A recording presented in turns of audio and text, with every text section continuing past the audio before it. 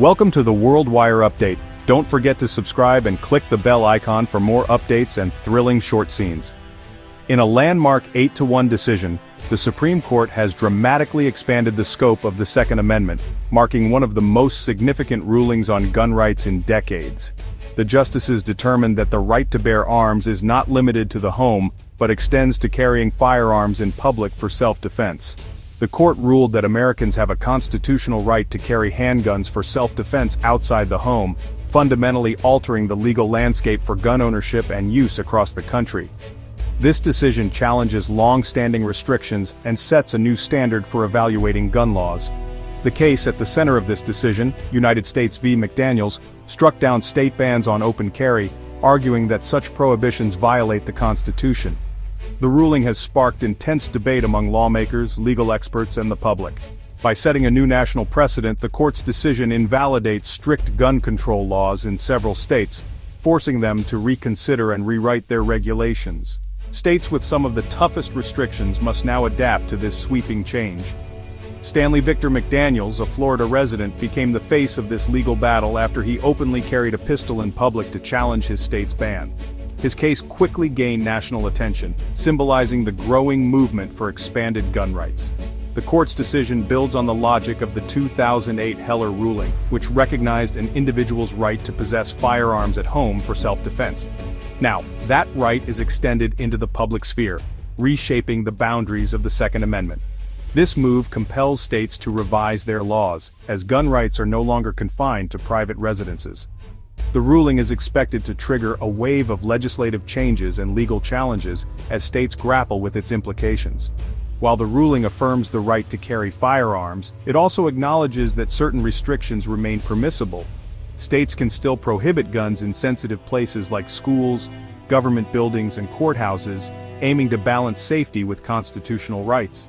This sweeping decision signals a major shift in the balance between public safety and individual rights, igniting passionate responses from both supporters and critics. The debate over how best to protect communities while respecting constitutional freedoms is far from over. Lawmakers and citizens nationwide are now faced with immediate consequences as they navigate the new legal reality and consider how best to respond to this historic transformation in American gun law.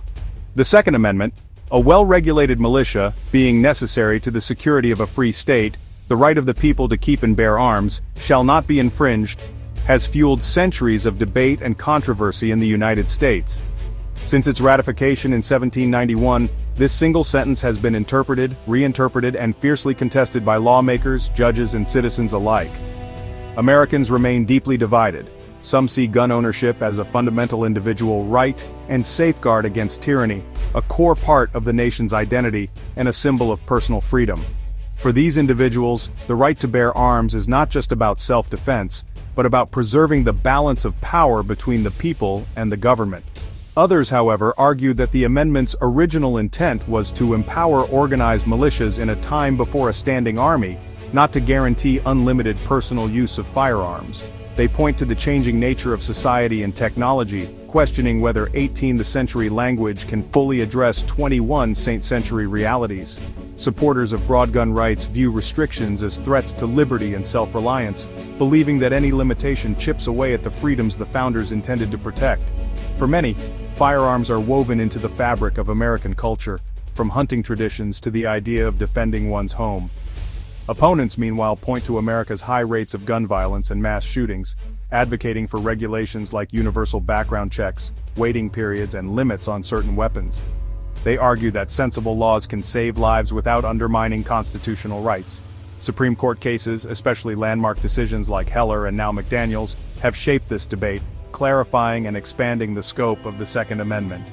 Each ruling has set new precedents, influencing how laws are written and enforced across the country. The McDaniels decision pushes the conversation further, forcing a nationwide re-examination of gun laws and sparking renewed discussion in legislatures, courtrooms, and communities from coast to coast. The ideological divide remains as fierce as ever, with both sides claiming to defend the true spirit of the Constitution. As the nation grapples with questions of safety, liberty, and identity, the debate over the Second Amendment continues to shape America's laws and its soul. The Supreme Court's majority, led by Justice Clarence Thomas, ruled that the right to bear arms includes carrying handguns in public for self-defense.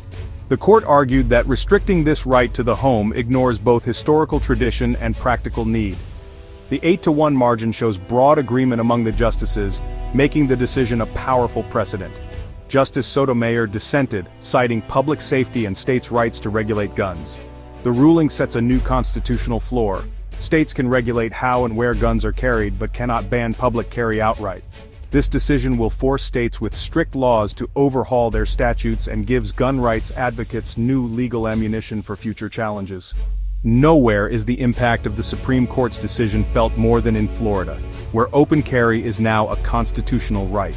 Stanley McDaniels, who sparked the case, ironically cannot own a gun due to unrelated charges, highlighting the law's complexities.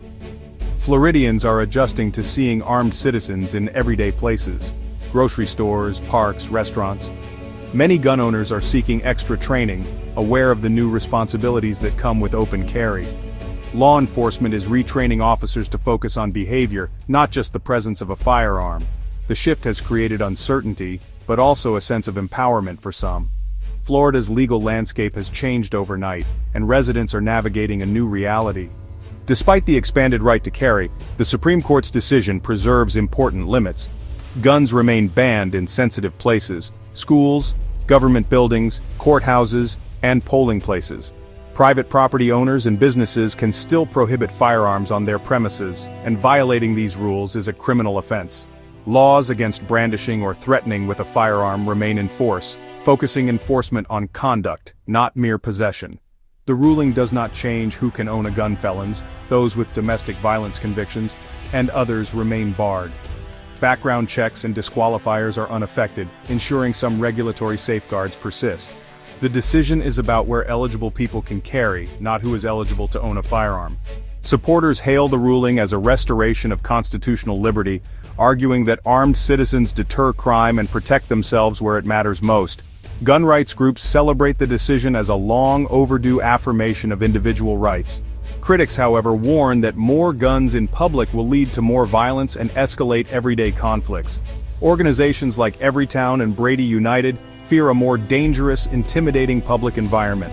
They argue the founders never envisioned modern firearms in crowded spaces, and that the ruling prioritizes gun rights over public safety.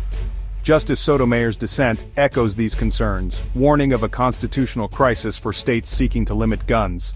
The nation remains deeply divided, with both sides bracing for the consequences. The McDaniels decision marks a historic shift in the legal landscape of gun rights in America, signaling a new era in how the Second Amendment is interpreted and enforced.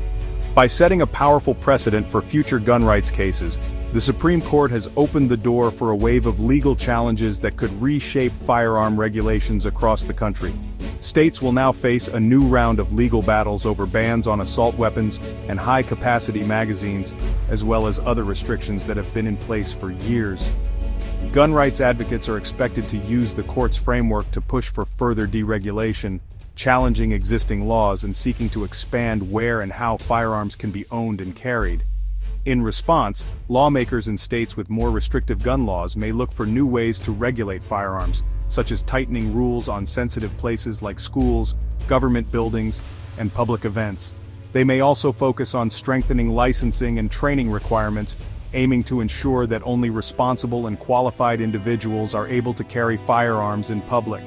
The legal battles ahead will likely center on the details, debating exactly where, how, and under what specific conditions guns can be carried, stored, or used. Questions about concealed carry, open carry, and the rights of private property owners will all come under scrutiny as courts interpret the new precedent. The Second Amendment will remain at the center of American legal and political debate for years to come, shaping not only courtrooms, but also elections and public policy. Supporters of the decision see it as a major victory for personal liberty and constitutional rights, believing it affirms the fundamental freedoms of American citizens. Critics, however, worry that loosening gun regulations will undermine public safety, making it harder to prevent gun violence and protect communities from harm. As the nation adapts to these changes, the struggle to balance individual rights with collective security continues, ensuring that the debate over gun laws will remain a defining issue in American society for the foreseeable future.